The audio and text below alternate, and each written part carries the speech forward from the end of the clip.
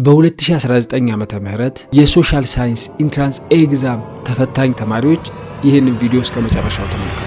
ብዙ ተማሪዎች ዓመት ሙሉ አንብበው በሶስት ነገሮች ምክንያት ኢንትራንስ ኤግዛም ውጤታቸው ይበላሻል። አንደኛ ዓመቱን ሙሉ አንብበው ግን ሰፊ ስለሆነ ከ9 እስከ 12 አንብበው መጨረስ አይችሉም። ሁለተኛ ዓመቱን ሙሉ ያነቡና ለሪቪዥን የሚሆን ጊዜ ያጥራቸዋል። ሶስተኛ ደግሞ አንብበው ግን ጥያቄ ሳይሰሩ ይገባሉ። በእነዚህ በሶስቱ ምክንያቶች ተማሪዎች ውጤታቸው ይበላሻል። እነዚህን ሶስቱንም ሊቀርፍ የሚችል መፍትሄ ዊንግ ዋን አካዳሚ አዘጋጅቶላቸዋል። ይህም የዊንግ ዋን አካዳሚ ሰመር ካምፕ ፕሮግራም ነው። ይሄ ፕሮግራም ምንድን ነው?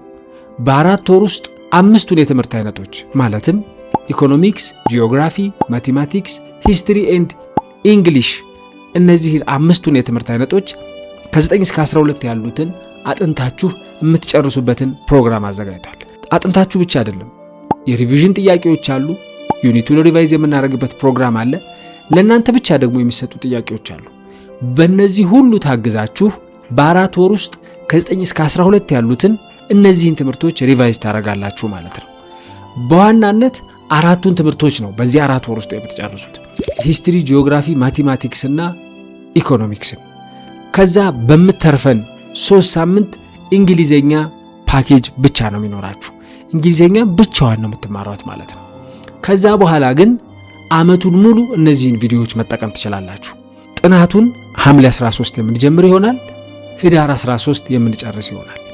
ይህን ከጨረሳችሁ በኋላ ጥያቄዎች በመስራት ሪቫይዝ በማድረግ በራሳችሁ እነዚህኑ ቪዲዮዎች ደግሞ ዓመቱን ሙሉ ከእናንተ ጋር ስለሚቆዩ እነዚህኑ ቪዲዮዎች ተጠቅማችሁ ሪቫይዝ በማድረግ አሁንም የተለያዩ ጥያቄዎችን በመስራት መቆየትና ኤግዛሙን ሰክሰስፉሊ ትልቅ ውጤት በማምጣት ማለፍ ትችላላችሁ። የምዝገባ ስርዓቱ እንዴት ነው? ትምህርቱስ በምንድን ነው የሚሰጠው ነው ቀጣዩ ጥያቄያችሁ ሊሆን የሚችለው። ትምህርቱ የሚሰጠው በፕራይቬት የቴሌግራም ቻናላችን ነው።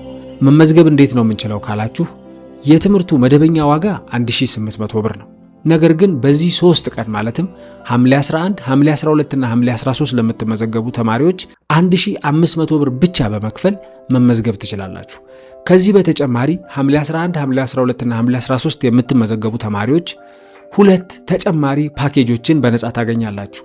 አንደኛው የአጭር ጊዜ የኤስኤቲ ትምህርት ፓኬጅ ሲሆን ሁለተኛው ደግሞ በጥያቄዎች ብቻ ሙሉ ዩኒቶችን ሪቫይዝ እያደረግን የኢንትራንስ ጥያቄዎችን እየሰራን ግን ሙሉ ዩኒቶችን በዛው አብረን ሪቫይዝ የምናደርግበት ፓኬጅ ይኖረናል። እሱንም በነጻ መጠቀም የምትችሉ ይሆናል ማለት ነው። እነዚህን ሁሉ ፓኬጆች በዚህ 3 ቀን ቀድሞ በመመዝገብ ማግኘት ትችላላችሁ። ሐምሌ 13 በኋላ ይህን ቪዲዮ የምናይስ ካላችሁ ተማሪዎች እናንተ ደግሞ 1800 ብር በመክፈል እነዚህን 5 ትምህርቶች ከኛ ጋር በየቀኑ በመከታተል ህዳር 13 እንጨርስ የነበረውን በጀመራችሁበት ቀን ትጨርሳላችሁ ማለት ነው። ለምሳሌ አንድ ሰው ሐምሌ 16 ቢጀምር ህዳር 16 ይጨርሳል ማለት ነው። ሐምሌ 20 ይህን ቪዲዮ አይቶ ቢመዘገብ ሐምሌ 20 የጀመረ ተማሪ ህዳር 20 ይጨርሳል ማለት ነው። በጣም በቅርቡ ማለትም ትምህርት እየተጀመረ ባለበት መስከረም፣ ጥቅምት፣ ህዳር ላይ የኛን ጥናት ጨረሰ ማለት አንድ ሰው ከ9 እስከ 12 አጥንቶ ጨረሰ ማለት ነው። ከዛ በኋላ 12ኛ ክፍል እዛው ትምህርት ቤት ውስጥ እየተማረ ነው፣ ሪቫይዝ እያደረገ ነው ማለት ነው። ሁለተኛ ከ9 እስከ 11 ያለውን የኛ ቪዲዮ አብሮት ነው የሚቆየው፣ ድጋሚ ሪቫይዝ ያደርጋል፣ ጥያቄዎች መስራት ይችላል። ሰፊ ጊዜ ይኖራቸዋል ማለት ነው።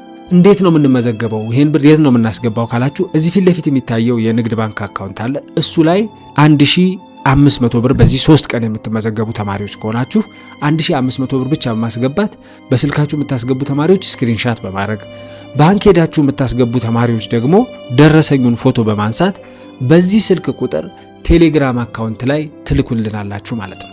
ስትልኩ ግን ስማችሁንና ስልካችሁን ጨምራችሁ ነው የምትልኩልን። ምክንያቱም በየሳምንቱ እየደወል ያላችሁበትን ሌቭል ማየት ስለምንፈልግ ማለት ነው።